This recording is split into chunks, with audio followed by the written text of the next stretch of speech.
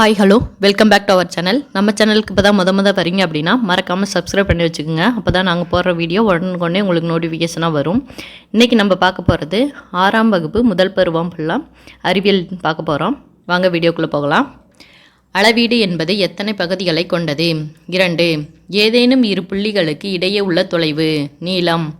நீளத்தின் எஸ்ஐ அலகு யாது? மீட்டர். நீளத்தின் குறியீடு எவ்வாறு குறிக்கப்படுகிறது? மீட்டர், அதாவது எம் அப்படின்னு குறிக்கப்படுது. சிறிய அளவீடுகளை அளவிட பயன்படுவது மில்லிமீட்டர், சென்டிமீட்டர். கட்டிடத்தின் உயரம், விளம்பர பலகையின் நீளம் மற்றும் மின் விளக்கு கம்பத்தின் உயரம் போன்ற பெரிய அளவீடுகளை அளக்க பயன்படுவது மீட்டர்.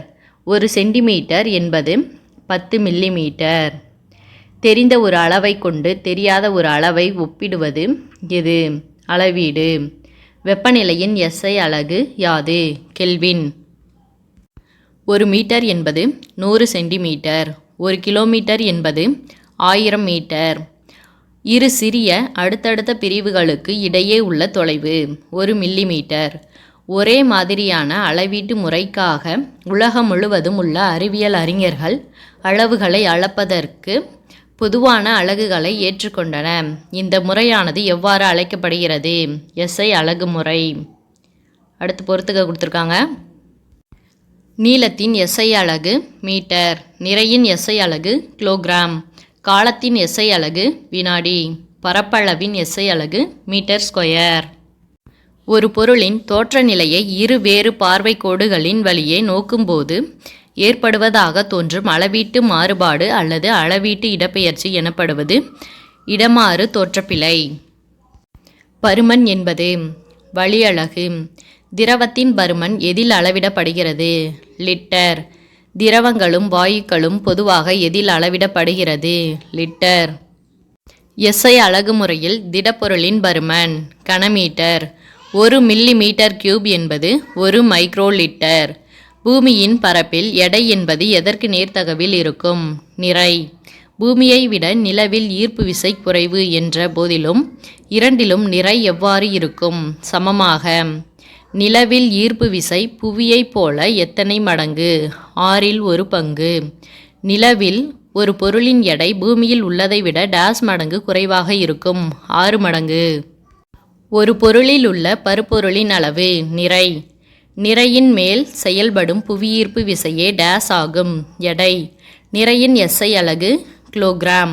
ஒரு தெரிந்த நிலையான நிறையோடு ஒரு தெரியாத பொருளின் நிறையை ஒப்பிடுவதன் மூலம் அந்த பொருளின் நிறையானது கணக்கிடப்படுகிறது.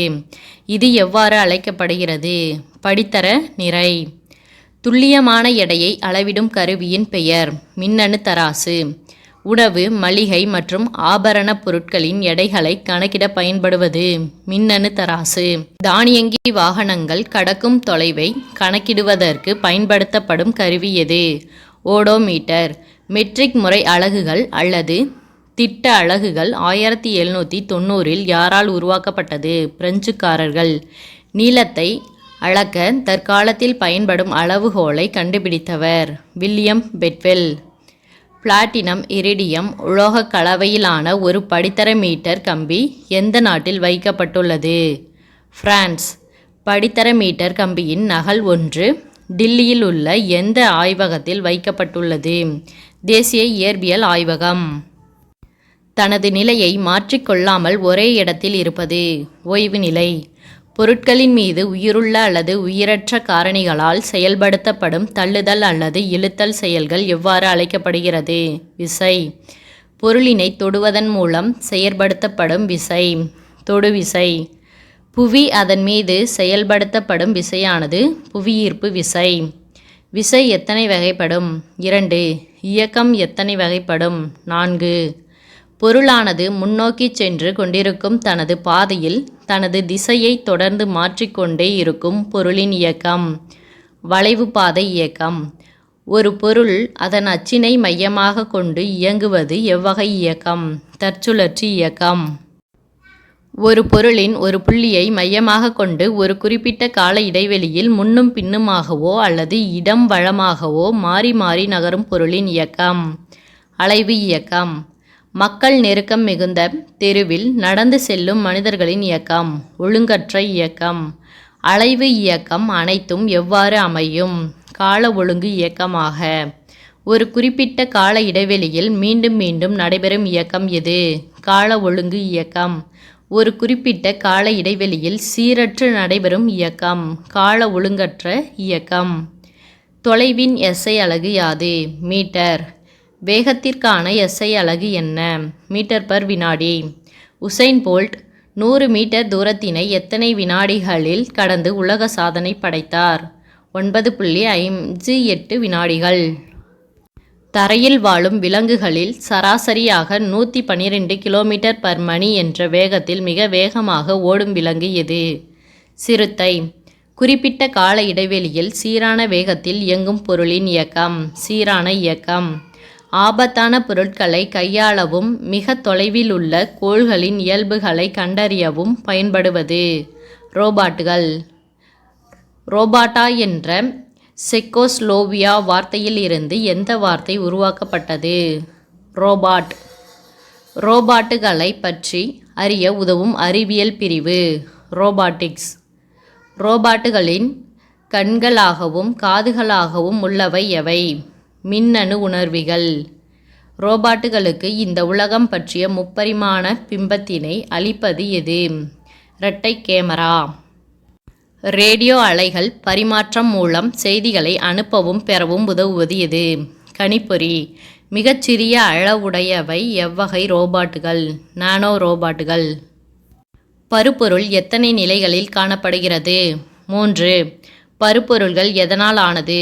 அணுக்கள்.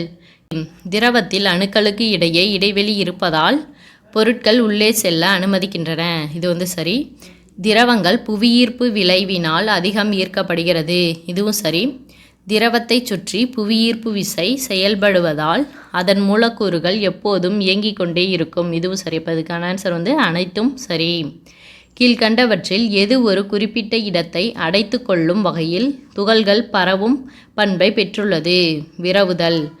தூய நிலையில் உள்ள தங்கமாக கருதப்படுவது 24 கேரட் தங்கம்.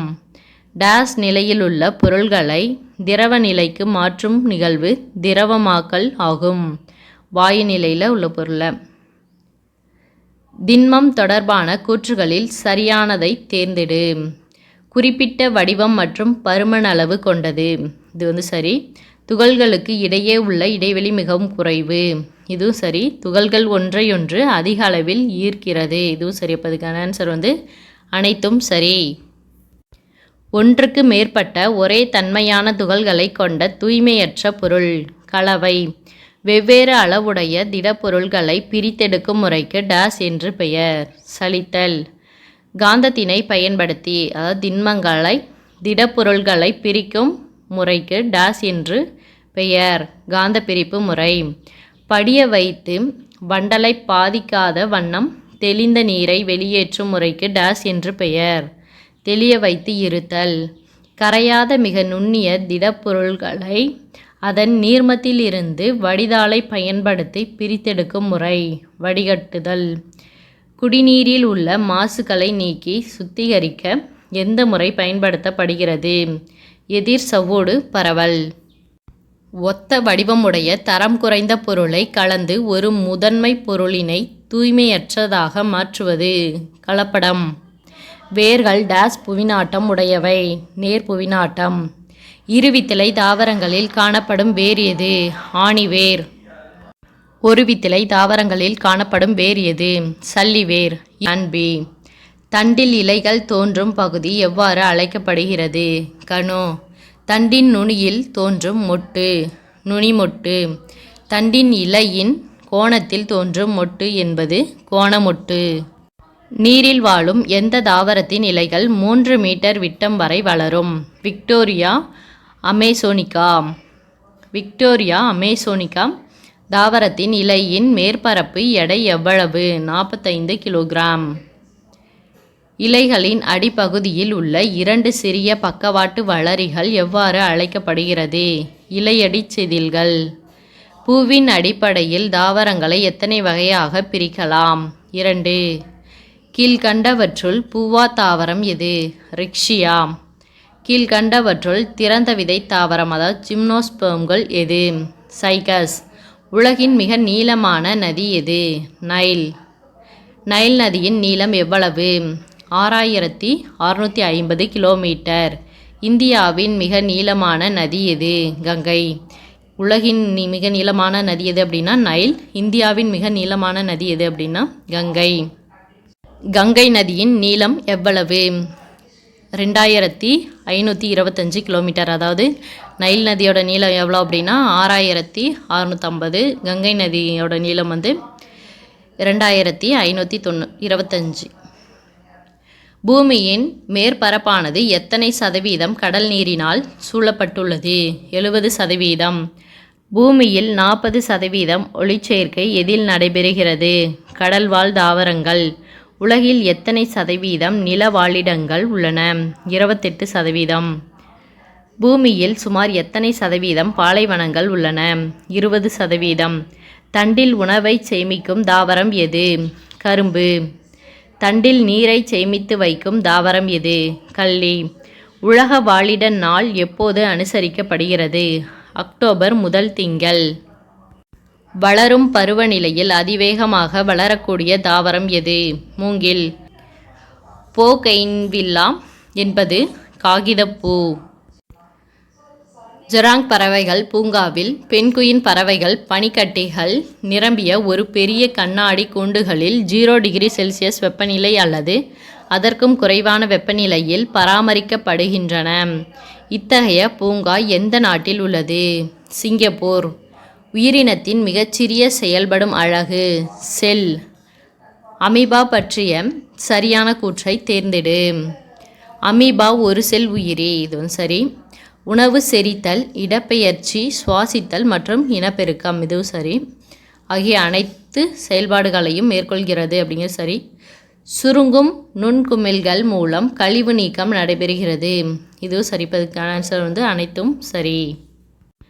அமீபாக்கள் எதன் மூலம் இடப்பெயர்ச்சி செய்கின்றன? போலிக்கால்கள். பாரமீசியம் பற்றிய கூற்றுகளில் தவறானதை தேர்ந்தெடு. இது தன்னுடைய கசையிலைகள் மூலம் இடப்பெயர்ச்சி செய்கிறது அப்படிங்கிறது தவறானது. ஒரு செல் உயிரியான யூக்ளினா டேஸ் மூலம் இடப்பெயர்ச்சி செய்கிறது? கசையிலைகள். மீனின் சுவாச உறுப்பு எது? செவில்கள். பல்லிகள் எதன் மூலம் சுவாசிக்கின்றன? நுரையீரல்கள். பறவைகள் எதன் மூலம் சுவாசிக்கின்றன? நுரையீரல்கள். உள்ளீடற்ற அல்லது வெற்றிடத்தினால் ஆன இலகுவான எலும்புகளை பெற்றுள்ளவை எவை? பறவைகள். பறவையின் பறக்கும் திசையை கட்டுப்படுத்த உதவுவது எது? வால். பருவ மாறுபாட்டின் காரணமாக விலங்குகள் ஓரிடத்தில் இருந்து வேறு ஒரு இடத்திற்கு செல்வது டேஸ் எனப்படும்? வலசை போதல். சில விலங்குகள் அதிகப்படியான குளிரை தவிர்க்க அனைத்து செயல்பாடுகளையும் நிறுத்திவிட்டு உறக்கத்தில் ஈடுபடும் நிலைக்கு டேஸ் என்று பெயர்? குளிர்கால உறக்கம். சில விலங்குகள் அதிகப்படியான வெப்பத்தை தவிர்க்க அனைத்து செயல்பாடுகளையும் நிறுத்திவிட்டு உறக்கத்தில் ஈடுபடும் நிலைக்கு டேஸ் என்று பெயர்? கோடைகால உறக்கம். குளிர்கால உறக்கத்தை மேற்கொள்ளும் விலங்கு எது? ஆமை. கோடைகால உறக்கத்தை மேற்கொள்ளும் விலங்கு எது? நத்தை. எந்த விலங்கு எப்பொழுதும் நீர் அருந்தாமல் தான் உண்ணும் உணவில் இருந்து நீரை பெறுகிறது? கங்காரு எலி. பாலைவன கப்பல் என அழைக்கப்படும் விலங்கு எது? ஒட்டகம். நமது மாநில விலங்கு எது? வரையாடு. தனது திமில் பகுதியில் கொழுப்பை சேமித்து வைக்கும் விலங்கு எது? ஒட்டகம். பல நாட்களுக்கு நீர் அருந்தாமல் உயிர் வாழும் விலங்கு? ஒட்டகம். அடுத்து துருவக்கரடி. துருவப்பகுதி. ஒட்டகம் பாலைவனம். வரையாடு மலைப்பகுதி. சிங்கம் காடு. அதிகமான புரதமுள்ள உணவு எது? சோயாபீன்ஸ். உடல் வளர்ச்சி, செல் புதுப்பித்தல் மற்றும் செரிமானம் போன்ற பல்வேறு விதமான உடற்செயல்களுக்கு மிகவும் அவசியமானது எது? புரதம். நீரில் கரையும் வைட்டமின்கள் எவை? வைட்டமின் பி மற்றும் சி. எதன் குறைபாட்டால் மாலைக்கண் நோய் ஏற்படுகிறது? Vitamin A. வைட்டமின் பி குறைபாட்டால் ஏற்படும் நோய் எது? பெரிபெரி. வைட்டமின் சி குறைபாட்டால் ஏற்படும் நோய் எது? ஸ்கர்வி. வைட்டமின் டி குறைபாட்டால் ஏற்படும் நோய் எது? ரிக்கெட்ஸ். வைட்டமின் கே குறைபாட்டால் ஏற்படும் நோய் எது? பலவீனமான எலும்புகள். வைட்டமின் இ குறைபாட்டால் ஏற்படும் நோய் எது? மலட்டுத்தன்மை. பாதுகாக்கும் உணவுகள் என அழைக்கப்படுவது எது? வைட்டமின்கள். எந்த வைட்டமின் குறைபாட்டினால் ஈறுகளில் இரத்த கசிவு ஏற்படுகிறது? Vitamin C. குழந்தையின்மை, நோய் எதிர்ப்பு சக்தி இல்லாமை எந்த வைட்டமின் குறைபாட்டினால் ஏற்படுகிறது? Vitamin E. நரம்பு பலவீனம், உடல் சோர்வு எந்த வைட்டமின் குறைபாட்டினால் ஏற்படுகிறது? Vitamin B. சூரிய வெப்ப கதிர்வீச்சிலிருந்து பாதுகாக்கும் களிம்புகள் தோலின் வைட்டமின் டி உற்பத்தியை எத்தனை சதவீதம் குறைக்கின்றது? 95%. நெல்லிக்கனிகளில் ஆரஞ்சு பழங்களை விட எத்தனை மடங்கு அதிக வைட்டமின் சி காணப்படுகிறது? 20 மடங்கு. ஆக்சிஜனேற்ற தடுப்பானாக பயன்படுவது எது? முருங்கைக்கீரை. உலகளவில் இந்தியாவில் மட்டும் எத்தனை சதவீதம் முருங்கைக்கீரை உற்பத்தி செய்யப்படுகிறது? 80%. நாம் தினந்தோறும் குறைந்தது எத்தனை லிட்டர் நீரை குடிக்க வேண்டும்? 2 லிட்டர்கள். சமீபத்தில் இந்தியாவில் நடத்தப்பட்ட ஆய்வின்படி டேஸ் மில்லியன் குழந்தைகள் உடல் பருமனாக இருக்கின்றன? 14.4 மில்லியன். உடல் பருமனாக உள்ள குழந்தைகள் தரவரிசையில் சீனாவிற்கு அடுத்ததாக உலகளவில் 2ஆம் இடத்தில் உள்ள நாடு எது? இந்தியா. குழந்தைகளுக்கு மெலிந்த உடல், மெதுவான உடல் வளர்ச்சி போன்ற நிலை தோன்றுவது எதனால்? மராஸ்மஸ். குழந்தைகளுக்கு கிரிட்டினிசம் நோய் எதன் குறைபாட்டால் ஏற்படுகிறது? அயோடின். எதன் குறைபாட்டால் ஆஸ்டியோமலேசியா நோய் ஏற்படுகிறது? பாஸ்பரஸ். மிகச்சிறிய புரோகேரியோட்டிக் நுண்ணுயிரி எது? பாக்டீரியா. பாக்டீரியா பொதுவாக டேஸ் சூழப்பட்ட நுண்ணுறுப்புகளை கொண்டிருக்காது. செல் சவ்வு. ஒட்டுண்ணிகளாகவோ அல்லது தன்னிச்சையான நுண்ணுயிரிகளாகவோ காணப்படுவது எது? பாக்டீரியா. இன்ஃப்ளூயன்சா என்பது ஒரு வகை டேஸ் வைரஸ் நோய். ஒரு வைரஸ் டிஎன்ஏவுக்கு பதிலாக ஆர்என்ஏவை பெற்றிருந்தால் அதற்கு டேஸ் என்று பெயர். ரெட்ரோவைரஸ். தரவு மற்றும் தகவல்களை தேவைக்கு ஏற்ப மாற்றியமைக்க உருவாக்கப்பட்ட ஒரு மின்னணு இயந்திரம் எது? கணினி. 19ஆம் நூற்றாண்டின் தொடக்கத்தில் கணித பேராசிரியர் சார்லஸ் பாப்பேஜ் அவர்கள் எதை வடிவமைத்தார்? பகுப்பாய்வு பொறி. கணினியின் தந்தை என அழைக்கப்படுபவர் யார்? Charles Babbage. கணித செயல்பாட்டிற்கு தேவையான கட்டளைகளை வகுத்தவர் யார்? அகஸ்டா அடா லவ்லேஸ். கீழ்கண்டவற்றுள் கணினியின் மறுவடிவம் எது? கைபேசி. உலகின் முதல் கணினி நிரலர் என போற்றப்படுபவர் யார்? அகஸ்டா அடா லவ்லேஸ். முதலாம் தலைமுறை கணினி. வெற்றிட குழாய்கள். 2ஆம் தலைமுறை கணினி. மின்மயப் பெருக்கி. 3ஆம் தலைமுறை கணினி. ஒருங்கிணைந்த சுற்று. 4ஆம் தலைமுறை கணினி. நுண்செயலி. 5ஆம் தலைமுறை கணினி. செயற்கை நுண்ணறிவு. கணினியில் பயன்படுத்தப்படக்கூடிய கட்டளைகள் அல்லது நிரல்களின் தொகுப்பு என்ன? மென்பொருள். மென்பொருளை எத்தனை வகையாக பிரிக்கலாம்? 2. பொது பயன்பாட்டிற்கான முதலாவது இஎன்ஐஏசி. இஎன்ஐஏசினா electronic numerical integrator and computer என்ற கணினி எந்த ஆண்டு அறிமுகப்படுத்தப்பட்டது அப்படின்னா 1946. பொறுத்துக. அபாகஸ் மணிச்சட்டம். ஆர்க்கிடெக்சர் கட்டமைப்பு. கமாண்ட் கட்டளை. ஸ்மார்ட் போன் திறன்பேசி. ஆட்டோமேட்டட் டெல்லர் மெஷின் தானியங்கி பண இயந்திரம். சாஃப்ட்வேர் மென்பொருள். ஹார்ட்வேர் வன்பொருள். பிரிண்டர் அச்சுப்பொறி. மவுஸ் சுட்டி. ப்ரோக்ராம் நிரல். இதோட 6ஆம் வகுப்பு அறிவியல் முதல் பருவம் ஃபுல்லாக முடிஞ்சிச்சு. நெக்ஸ்ட் டாபிக் அடுத்த வீடியோவில் பார்க்கலாம். தேங்க்யூ.